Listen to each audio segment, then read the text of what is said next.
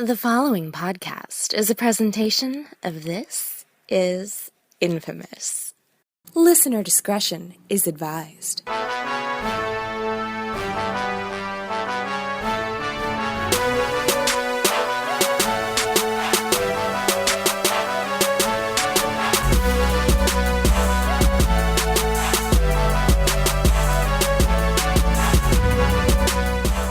How goes it out there, everybody? Welcome to Intelligent Wrestling Conversation. The conversation that brings intelligence into the world of professional wrestling. No fanboy speak or hysteria allowed. I'm your host, Billy Donnelly, who you can find at joeblow.com, and this is Infamous. And a loaded show for us this week. Lots to talk about. WWE Draft should be at the forefront. That should be the main topic of discussion for this particular episode. Unfortunately, it's not. Unfortunately, we have to talk a lot about Brock Lesnar. And not for the better. Plenty for the worse. For those of you who don't know, heading into this show, at the end of last week, Brock Lesnar was notified of a failed drug test as it relates to his competition in UFC 200. The UFC and Brock Lesnar were both notified of a failed drug test out of competition surrounding his return to the octagon. And it is now we have learned of a second failed test, one in competition, a failed test the night of the fight,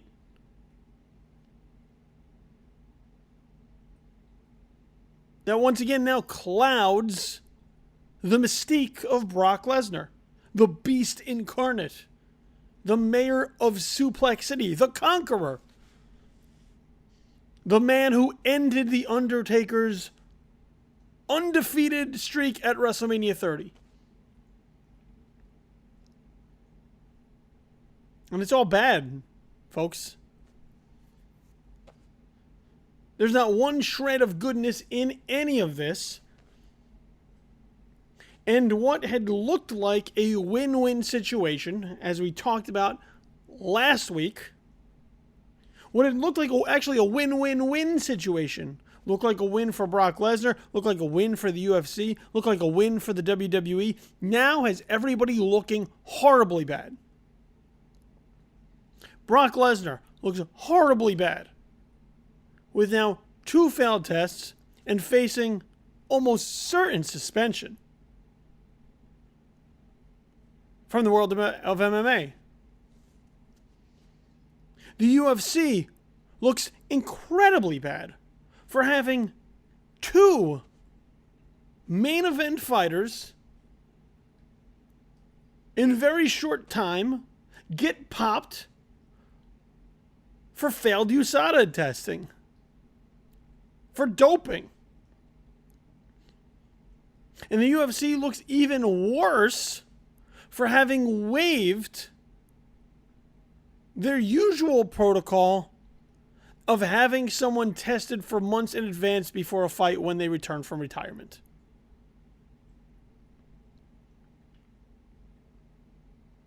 And the WWE in all of this looks horrible because they are supposed to be watching out for these things regularly. Remember, they make a big deal out of their wellness policy, their wellness testing, looking out for the benefit of their company and the benefit of their talent.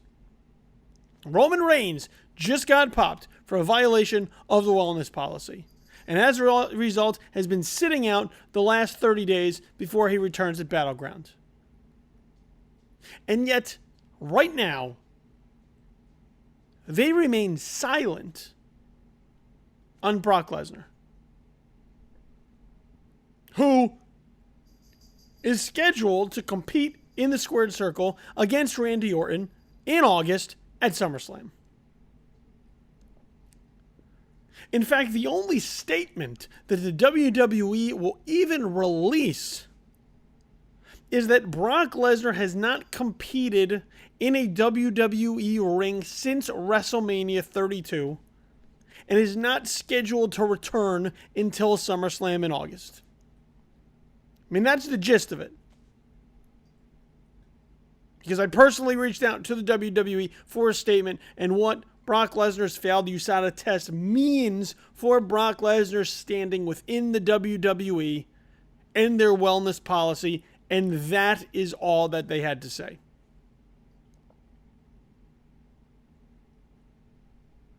What kind of message does that send to the rest of the talent? What kind of message does that send to Roman Reigns?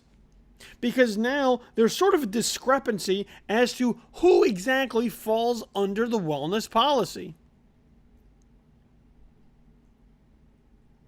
And do quote-unquote part-timers have to be tested? Now look, we've had discussions before. There's been plenty of discussions before in wrestling circles about the values of part-time talent being a part of the programming, being a part of the content, being a part of the roster from time to time in order to sort of boost interest or boost viewership eyes. The Rock is a part-timer. The Undertaker is a part-timer. Brock Lesnar is a part-timer to a degree. He has a limited number of dates. He's not out on the road all the time. He doesn't appear on all the shows. He's sort of a special attraction, but he is under contract. He may have negotiated that deal for limited dates and a pretty sweet payment package, but he's still under contract to the WWE.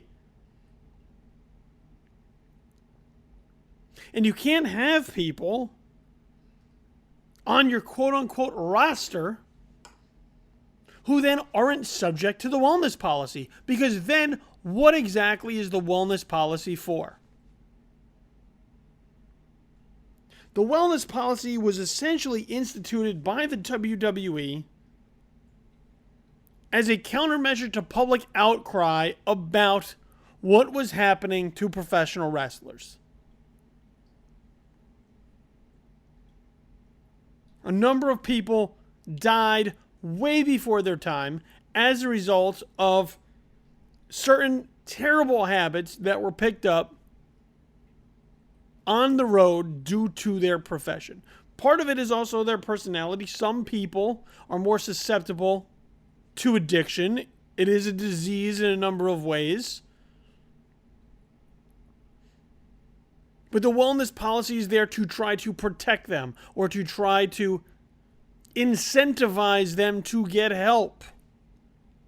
Because the first violation of the wellness policy is a 30-day suspension. The second is a 60-day suspension. And the third is walking papers and a walk towards the door.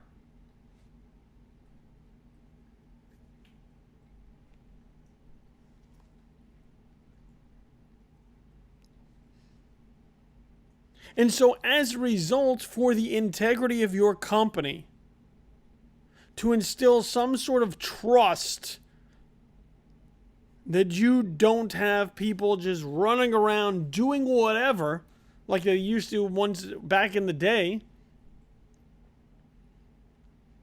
the wellness policy was enacted. But what good is the wellness policy if something like this can slip through the cracks and the WWE throws their hands up and goes, I don't know what you're talking about. It's not under our supervision right now.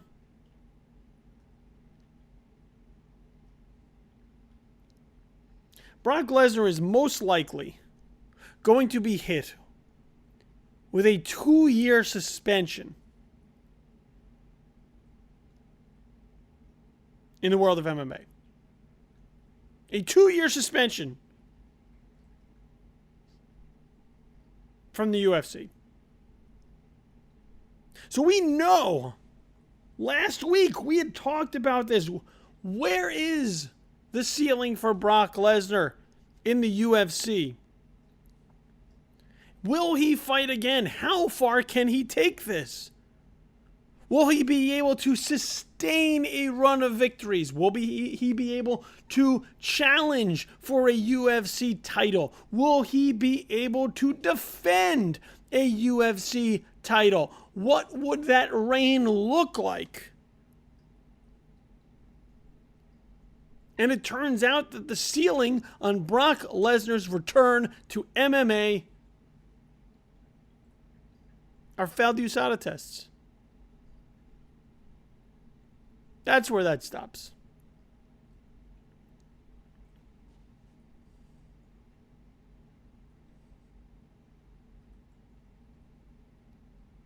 And where the WWE goes with this, I don't know, because he's supposed to show up at SummerSlam to fight Randy Orton. But is that match the same now if everybody sort of knows what's happening with Brock Lesnar? And once again, how does this make Vince McMahon and the WWE look if this is a guy who's going to be hit, smacked, with a 2-year ban in MMA, who gets nothing? Nothing by the very company that employs him on a regular basis.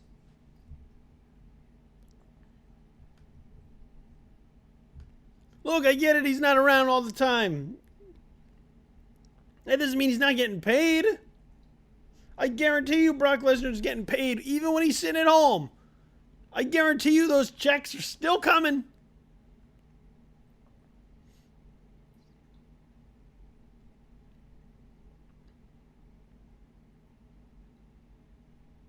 It's a very bad look. And you know that the WWE was blindsided by this.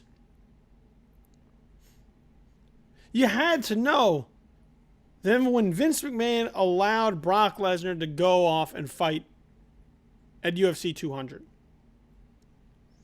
And while the details remain hidden and locked away in some dark back room somewhere,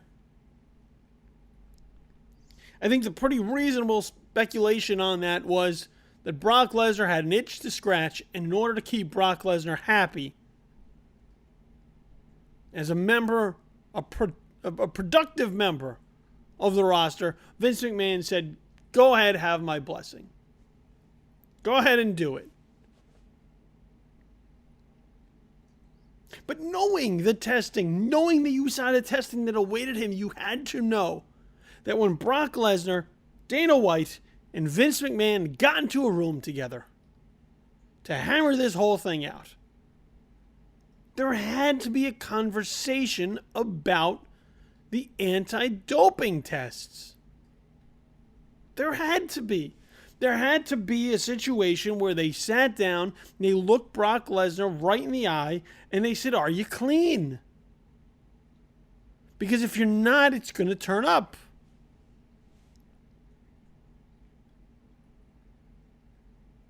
There had to be. If there wasn't, that's just foolish.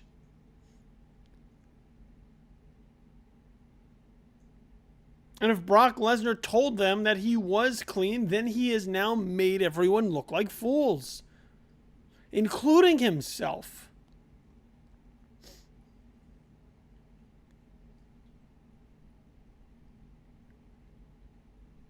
And look, you want to test, you want to dope, you want to try and get an advantage, that's your prerogative. But those people get caught. Sooner or later, they get caught. And the longer you wait until you get caught, the more disgrace that you bring, the more dishonor you bring to your house.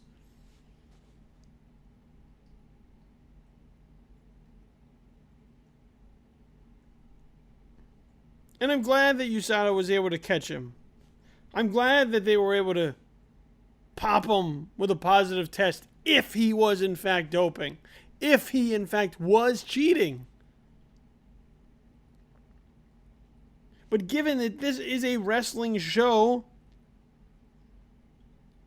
my issue comes with how the WWE is treating this, which is as if they were as if it never happened. They're just pretending as if it never happened.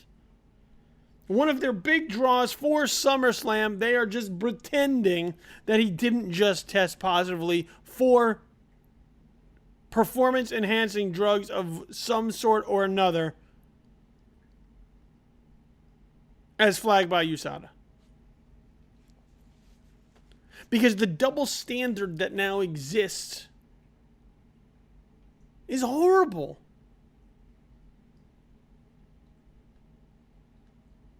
Because, once again, it isn't upon the WWE's testing to have to catch everyone. They'll test them. They test them numerous times throughout the year. They test them regularly and randomly. And if they catch something, like they did with Roman Reigns, for whatever it is that he tested positive for, that was on their banned substance list, then the punishment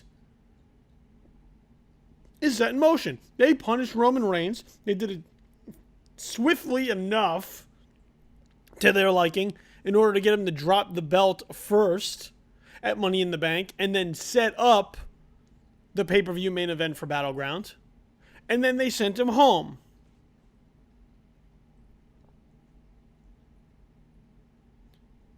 But they don't need their test to catch something. If there's evidence of elsewhere, that is supposed to apply to the wellness policy. If this was anybody else, not named Brock Lesnar, this wouldn't happen. This leeway, this close your eyes and pretend approach wouldn't happen. If Heath Slater tomorrow got popped for some kind of test, Heath Slater would be sitting home for the next 30 days.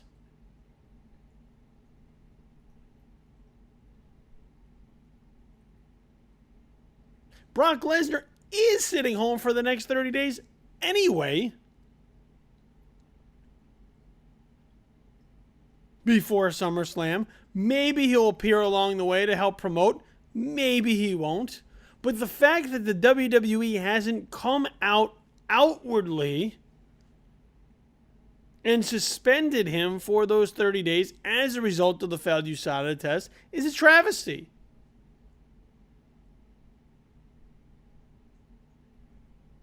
The wellness policy is all about perception. It's all about creating the illusion to an effect that you're doing something. And to a degree they are. But then when you cherry pick when to use it because you don't like who's in violation of it, it really negates any sort of goodwill that the policy is supposed to create. You can't say we're doing something if then you're not doing anything. Or, oh, well, we're only doing things in the situations where we feel like it's necessary, but those other ones, don't worry about those. Just look the other way.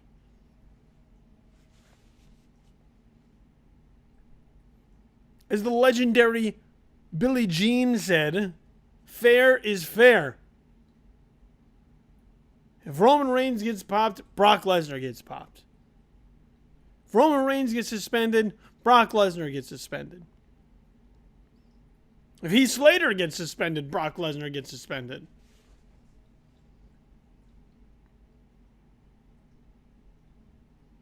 And I have long been a fan of Brock Lesnar. I think he's a special, one-of-a-kind athlete and talent. Unfortunately, that has now been diminished based off of these USADA tests. It has been clouded. Brock Lesnar has been clouded.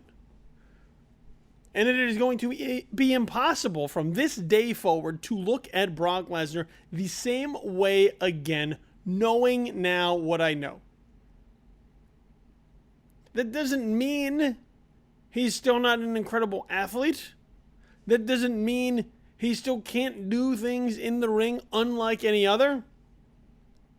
It just means anytime I look at Brock Lesnar in the ring, even in something like professional wrestling, which is a work, I know.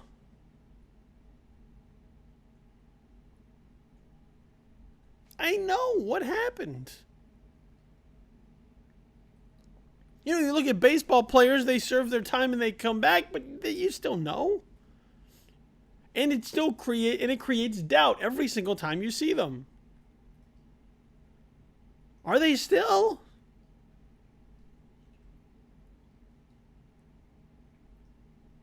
What would they be like otherwise?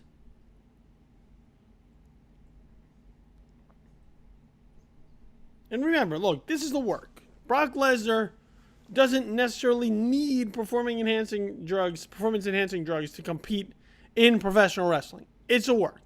It's still athletic as hell. They still have to do things that are taxing on their bodies.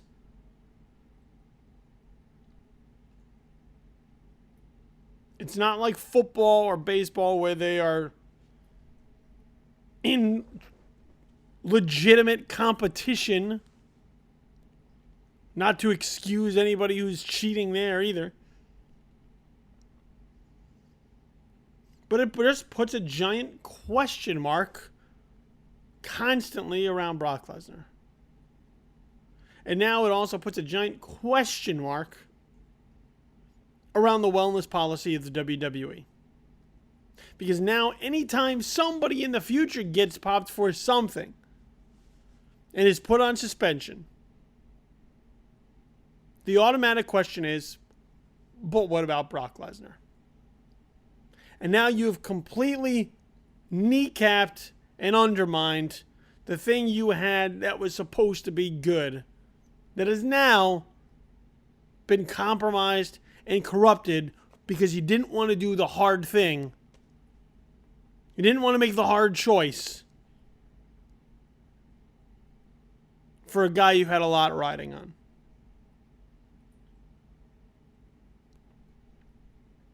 All right, with that said about Brock Lesnar, let's talk about the WWE draft. Actually, before we get into the WWE draft, I want to talk about Raw really quickly. Raw, before the premiere of SmackDown Live on Tuesday. Not much really there. A couple of cool segments. It seemed like a lot of just wheel spinning, middle of the road kind of stuff. I had a really good segment with John Cena.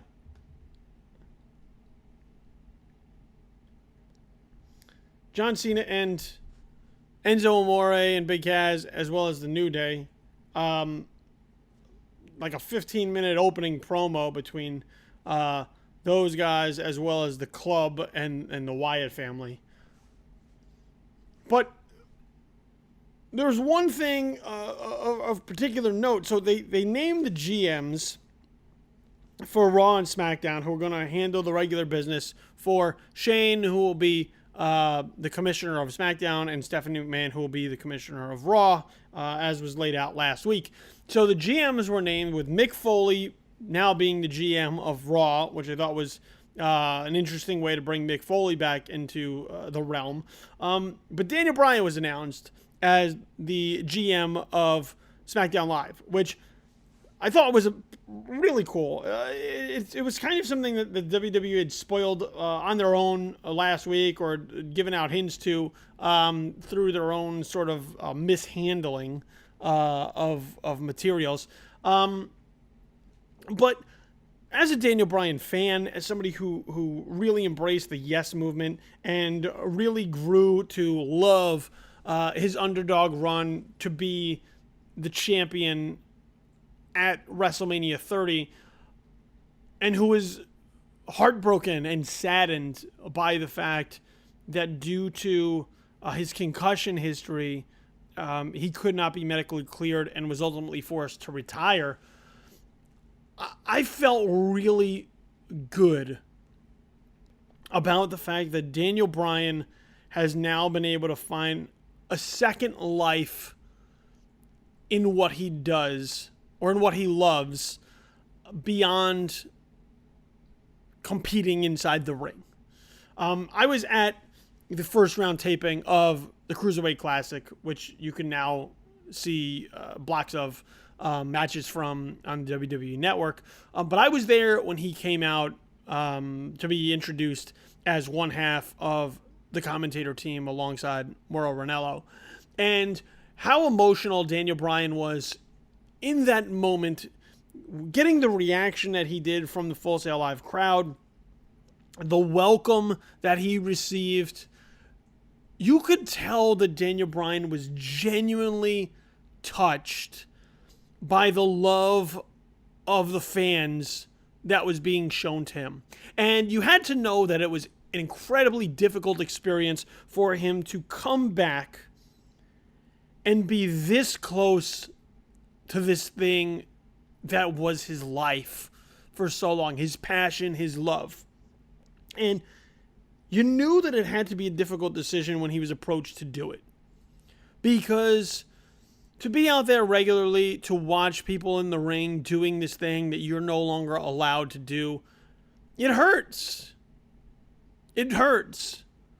It's not even like a knife through the heart. It's like a constant gut punch of what if, or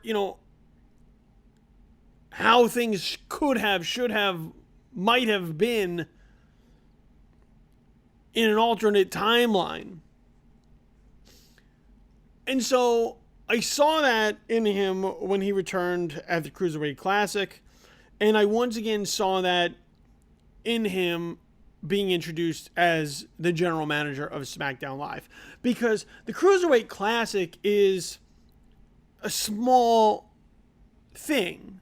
It's a big deal, but it's a small thing.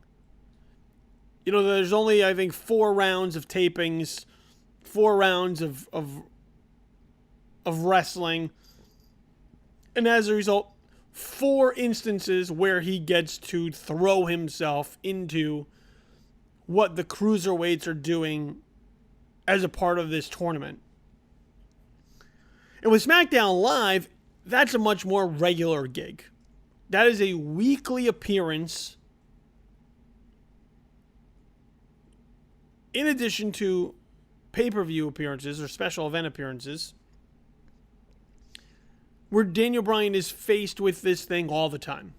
Now, look, I think Daniel Bryan's going to throw himself right into it. I think we saw a little bit of that at the draft. We've seen that with the Cruiserweight Classic. I think what really separates him from some others is that he has a genuine love for it, a genuine passion for it that makes him want to excel at it. That makes him want to be really good at it. And I think Corey Graves is a tremendous example, because Corey Graves is someone that suffered a similar fate. Corey Graves could not be cleared medically any longer due to concussion issues, and Corey Graves was slotted into a commentator-type position. And right now, bar none, Corey Graves, I think, is one of my favorites on the mic with what he does. Whether he's doing color for NXT or whether he's an analyst on the kickoff and pre-shows, and we'll talk a little bit more about that in the not-too-distant future. But I think he brings a different element than anybody else right now in the WWE, and as a result, he's really been able to sink his teeth into what they want him to do, which is really sort of be a heel commentator that they don't have on many other of their shows. So a heel commentator, Corey Graves has thrown himself into, and he is excellent at it pretty quickly. I think Daniel Bryan can be excellent at what he's doing now pretty quickly, because he has a genuine love for what he's doing. And I'm glad to see, once again, it really does make me feel good that Daniel Bryan has found second life in the world of professional wrestling outside of stepping into the ring as a competitor. He still gets to be around this thing that he loves. He still gets to play a role in this thing that he loves. He still gets to be involved in his passion to some degree. And I hope he grows into it. I hope he learns to appreciate it. And I think he already does. And I look forward to seeing this next chapter of what Daniel Bryan does. So with that laid out on Monday Night Raw, there was also an awkward and peculiar ending. So a lot of this, the main event was thrown into prior to Battleground, was that we were going to get Seth Rollins versus Dean Ambrose for the WWE Championship in the main event of Raw. Once again, knowing that the next night the draft would happen and who knows what would happen between these guys, where that would leave the belt. Lots of unanswered questions. And so what we wound up with at the end was what they would like to call controversy, what I will call outright confusion. So Seth Rollins superplexes Dean Ambrose off the top rope, and as they come down, they lock legs, and there is what is clearly a double pin with both guys' shoulders down on the mat.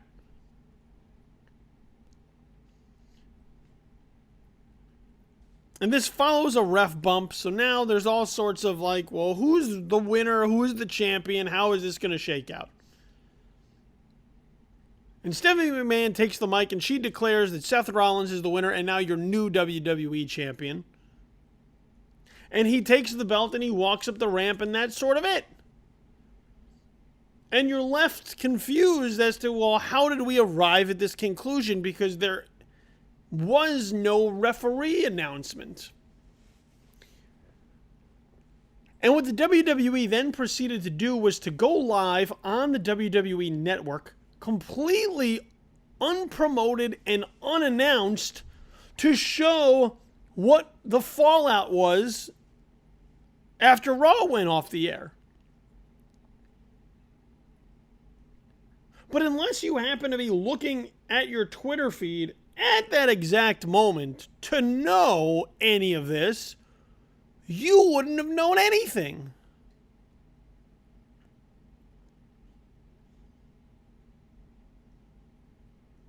And as we found out on the network, is that Shane McMahon declared that Dean Ambrose would be the champion. The referee got to see replays on the Titantron, ruled that it was a double pin, and to draw, and Dean Ambrose would retain the title as a result. But if you don't let anybody know any of this is happening, then you can't be too surprised when everybody's scratching their head saying, what the hell's going on? And even the next night on SmackDown, where they had now sort of hotshotted a rematch for the title to clear it all up once and for all, there was no real explanation as to how and why Dean Ambrose was still carrying the belt that when we last saw it was being held by Seth Rollins walking out of Raw. And people posed the question to me, well, what do you think their intentions were? I don't think they had any intentions. I just think they fucked it up.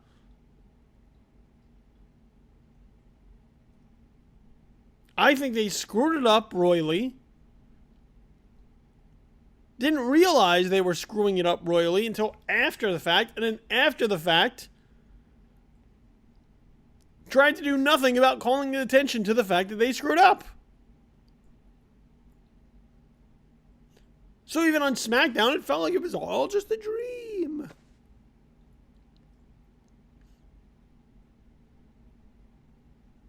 Once again, not another good look for the WWE this week. Okay, let's talk about the WWE draft now, because I think they're going 0 for 3. There was a lot of enthusiasm and excitement coming into the brand extension draft. The brand split. A lot of ideas about what could possibly happen. And I said, let's not judge this too harshly either, okay? I said this last week. Let's not judge this too harshly, because it's going to take some time for things to shake out. And I'm going to be critical of the draft. I'm going to tell you that right now. I'm going to be critical about what's to come. I will give them the benefit of the doubt. I'll give them some time. I'll see how this shakes out. Maybe they will sort of subvert my expectations. But after sitting and watching the draft, I am convinced that they have learned absolutely nothing from the last brand extension, which, as we all know, didn't turn out too well. What people have said time and time again, myself included, that needed to be one of the major components of this brand split is that the rosters needed to be splitted equally. Splitted is not a word. The rosters needed to be split equally. That Raw and SmackDown needed to be treated as equals. That Raw needed to be treated as equal to SmackDown and SmackDown equal to Raw. You could not clearly have Raw be the flagship program of the WWE and SmackDown be the B show again. You couldn't do that. If you want people to tune in on Monday and Tuesday, you want them to commit to 5 hours of primetime programming for your product between Monday and Tuesday, then you have to give them a damn good reason to do that. And that means splitting the rosters evenly so that Raw is a must-see show, so that SmackDown is a must-see show, and that you have our attention for 2 nights of the week. At least as it pertains to the WWE. NXT is a separate entity. In watching this draft shake out, it looks quite clear to me that Raw was once again treated as the flagship, and SmackDown is clearly the B show. Now, I'm going to add a slight asterisk to that and say that there looks to be room for much more upward mobility on SmackDown. SmackDown's roster is very deep with untapped potential. With talent who has either been overlooked or underappreciated, talent that has been taken for granted on a number of levels. And for that, we may have a show that gets the chance to showcase a number of individuals who, to this point, have been under the radar, either by their own means or because of how the company views him. So in that respect, okay, that may make SmackDown an interesting watch.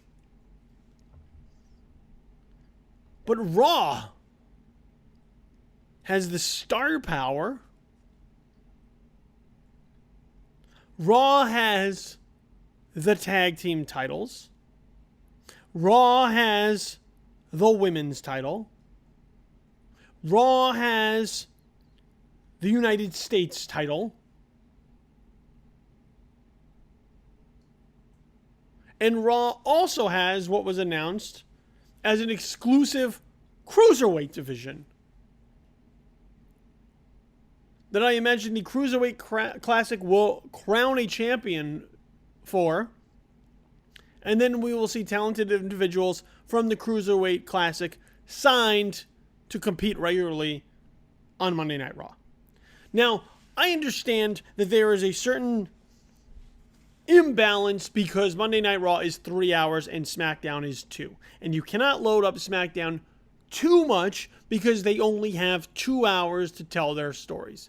And it's going to be hard enough to get the things that they want on those 2 hours as it is, with the talent that they have, with the roster that they have, than adding more.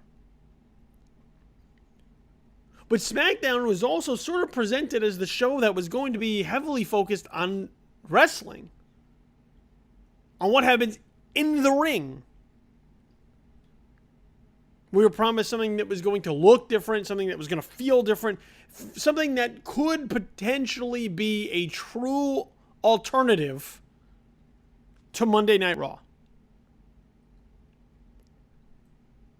And I don't know that we got that.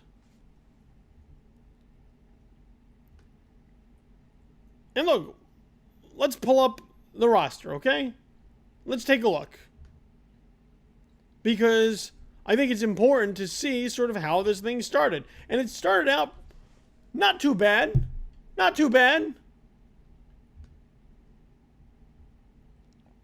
But the problem was, once again, because Raw is 3 hours and SmackDown is 2, for every round that happened, Raw would get 3 picks, SmackDown 2.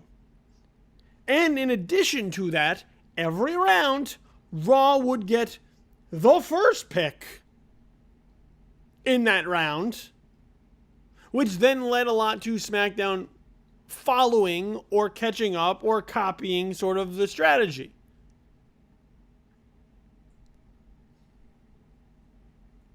It's not very fair or even if the same brand keeps getting to pick first, and as a result, every round gets to sort of pick the top person in that round. It doesn't benefit the other show to constantly go second.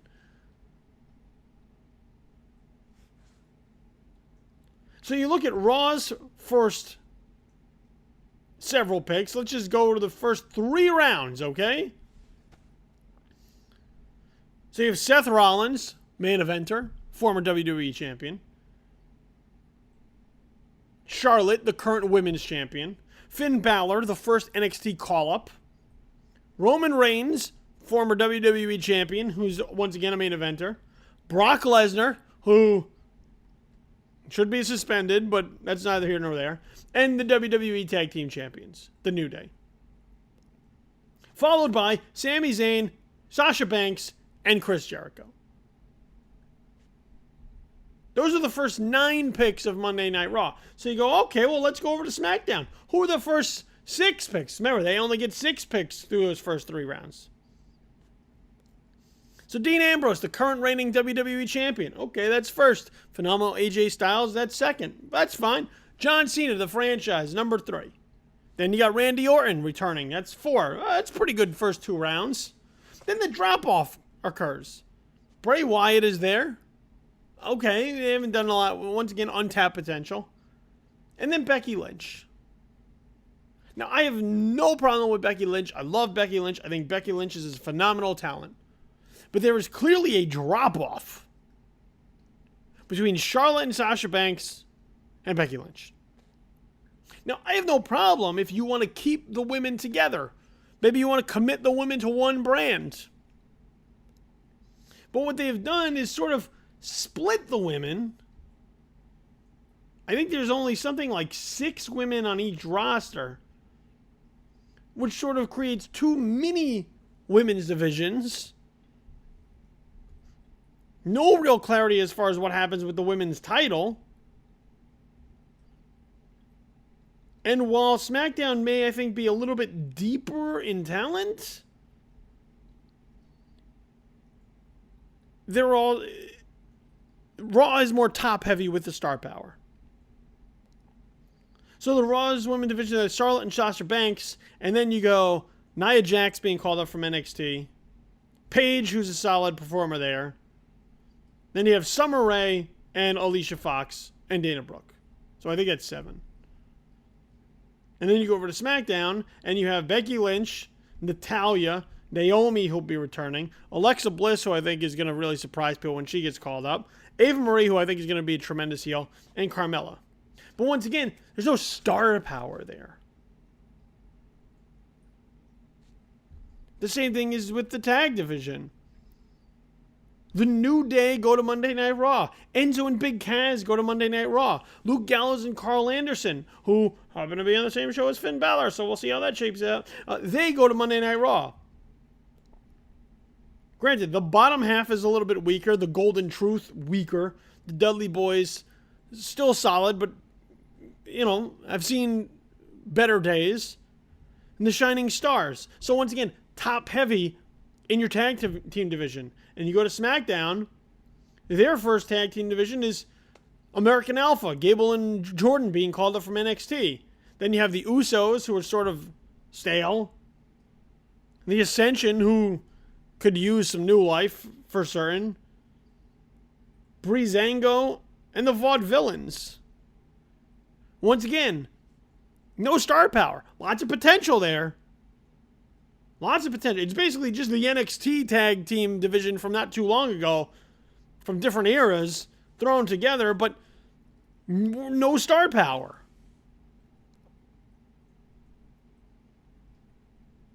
And that's really the difference between the shows is, even when you look at sort of the mid-card of Raw against the mid-card of SmackDown, the mid-card of SmackDown is filled with guys who have potential. Your Baron Corbins, your Dolph Zigglers, your Alberto Del Rios, Kalisto, Zack Ryder, Apollo Crews.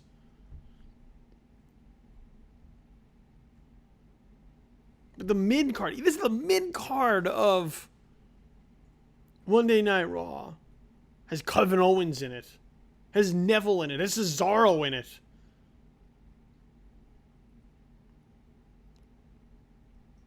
So you look at the two rosters and you say to yourself, I mean, SmackDown doesn't look bad, and in the long run, they might be able to make this thing work, but, it's also missing something there. It's missing that next level that Raw has. And that only exists because they clearly didn't treat the brands equally. Vince McMahon couldn't help himself but to try and favor one over the other.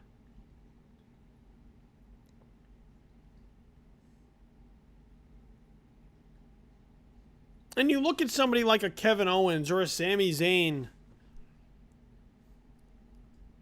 or a Cesaro, and clearly they have a ceiling in Monday Night Raw right now because of who's atop the roster.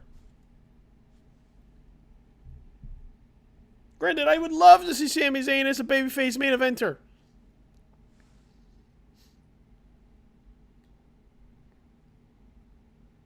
But I feel that there's more room for him to really carve out a path in SmackDown if SmackDown is the show that's going to be built more around wrestling.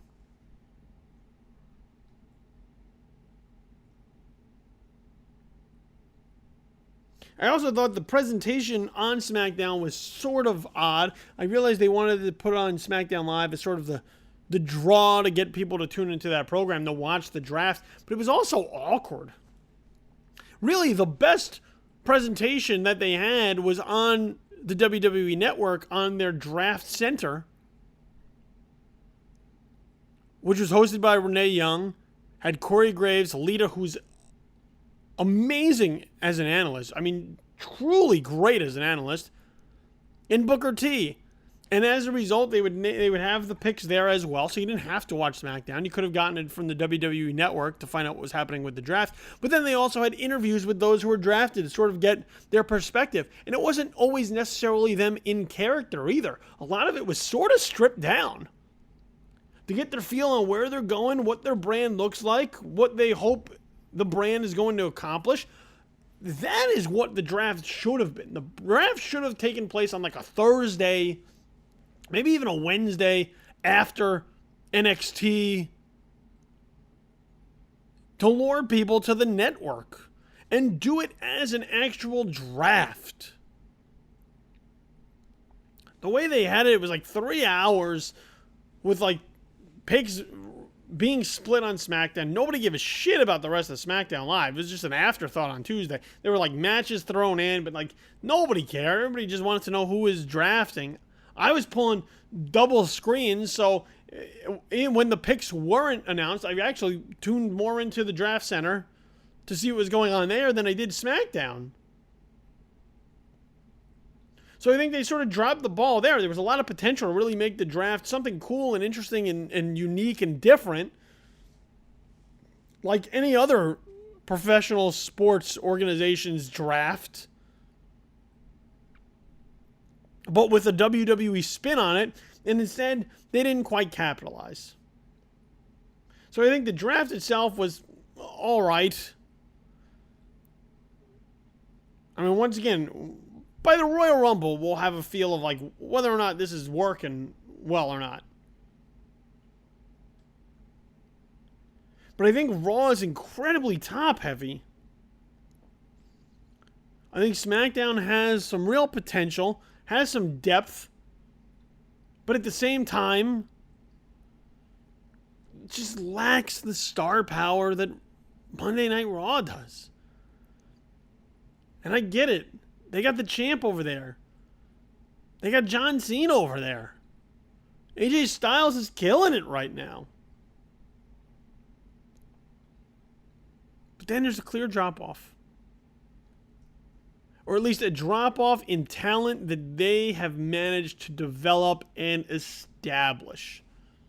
That's really where the key is. And really, it looks a lot like what they did the last time they had a brand split. Which is take the established people, the stars, the big stars, put them on Raw. Because that's the number one show. That's the flagship. That's the priority. And then let other people prove themselves onto SmackDown. So that when they reach the top there, then we could yank them and put them on Monday Night Raw. And if that's the formula that they're going to follow again, going to be all bad. Those who do not learn from history are doomed to repeat it. And right now, with all the enthusiasm and excitement and goodwill quickly dissipating, I fear they may be doomed to repeat their mistakes. One other interesting note coming out of the draft, though, is that they are switching up the announced teams.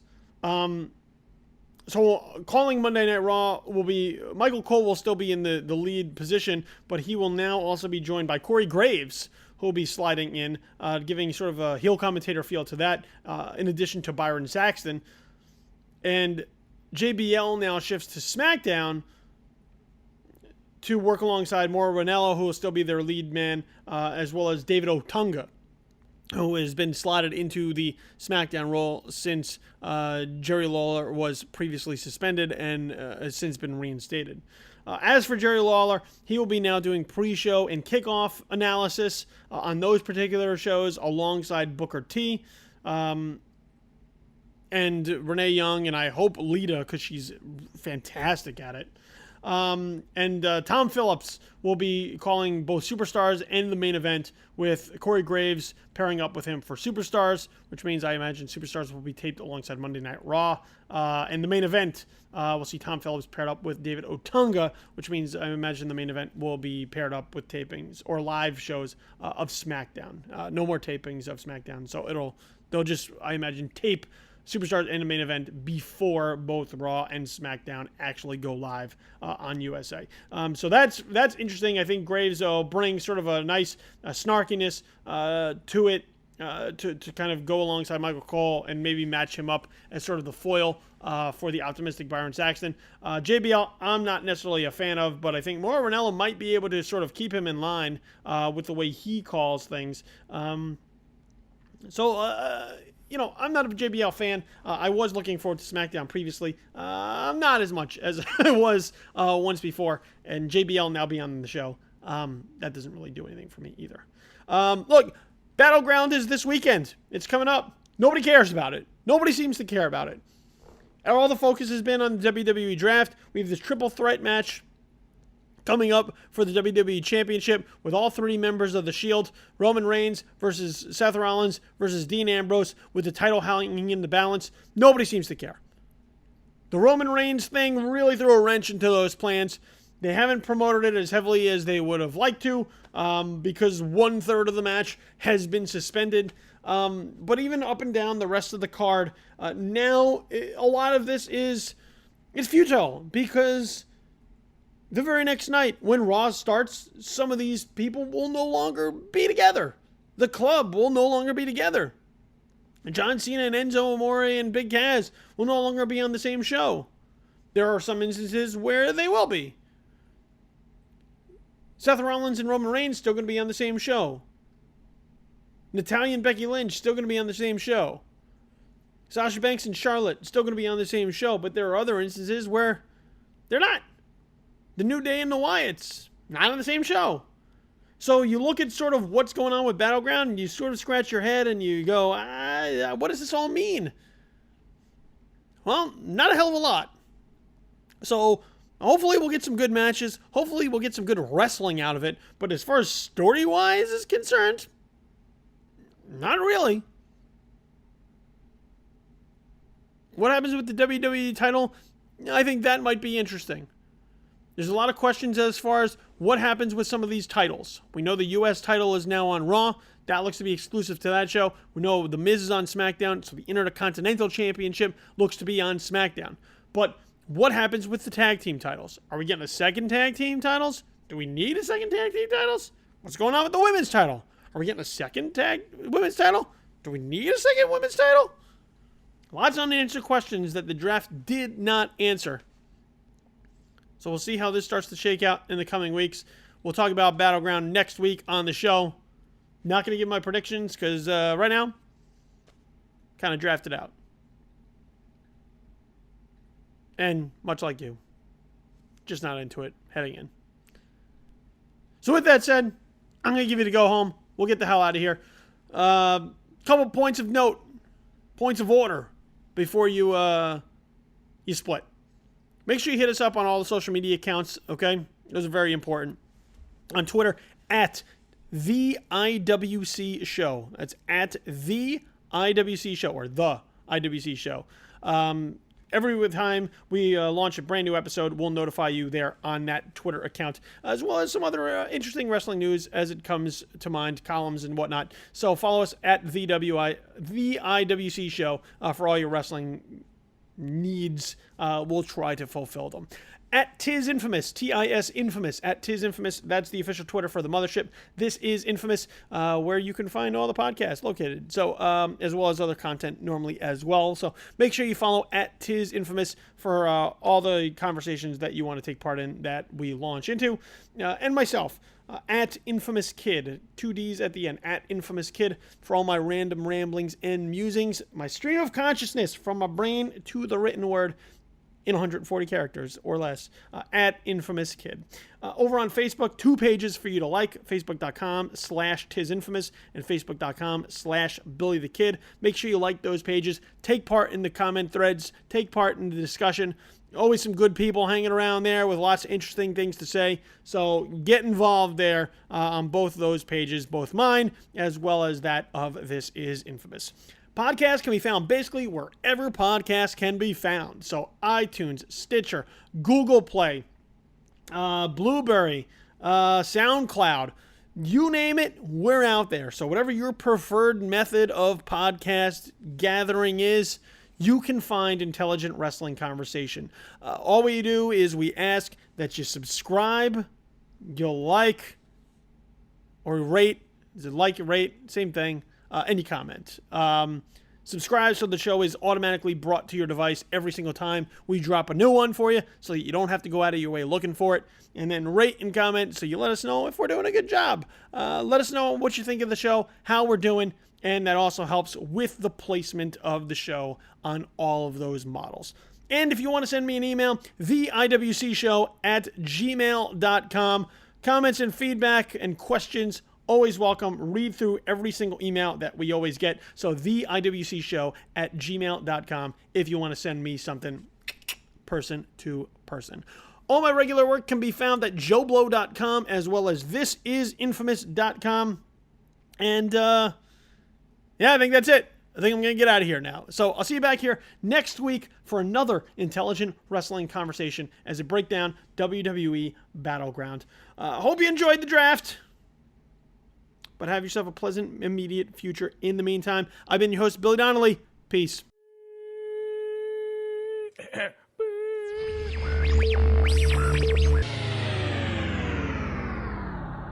Intelligent Wrestling Conversation has been a podcast presentation of This Is Infamous.